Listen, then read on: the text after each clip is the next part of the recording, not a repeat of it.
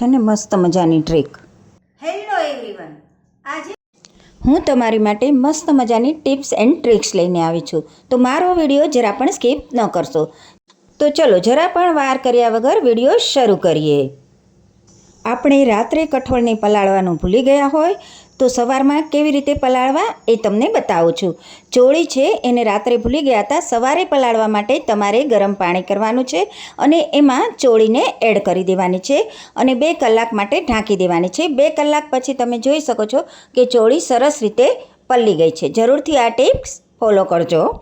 હવે ઘણીવાર આપણે ડુંગળી લઈને આવીએ છીએ તો એ બગડી જતી હોય છે. એ બગડી ન જાય એના માટે હું મસ્ત મજાની ટ્રીક બતાવી રહી છું. તમારે મીઠો લીમડો લેવાનો છે અને મીઠા લીમડાના પાનને તમારે કાઢી લેવાના છે અને જે દાંડી નીકળે એ તમારે ડુંગળીમાં રાખી દેવાની છે. આવું કરશો તો તમારી ડુંગળી સરસ રહેશે અને બગડશે પણ નહીં. આપણે લસણ ફોલીએ ત્યારે એને ફોલવું ઘણું અઘરું છે. ઘણીવાર આપણે હાથની મદદથી ફોલતા હોઈએ છીએ ત્યારે અંગૂઠામાં બળતરા થાય છે. આવું ન થાય એના માટે મસ્ત ટ્રીક બતાવી રહી છું.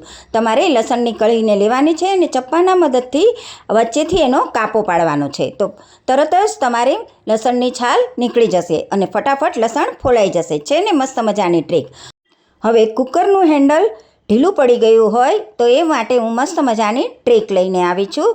પહેલાં તમારે કુકરના હેન્ડલને ડિસમિસની મદદથી એકદમ ટાઈટ કરી લેવાનું છે જેથી કરી એ ઢીલું ન રહે અને એની માટે એક મસ્ત મજાની ટ્રીક બતાવી રહી છું. એને ટાઈટ રાખવા માટે તમારે જે નેલ પોલિશ હોય એનો ઉપયોગ કરવાનો છે. એટલે કે નેલ પોલિશને સ્ક્રૂ ઉપર લગાવી દેવાની છે. આવું કરવાથી તમારા કુકરના હેન્ડલનો સ્ક્રૂ એકદમ ટાઈટ રહેશે. છે ને મસ્ત મજાની ટ્રીક.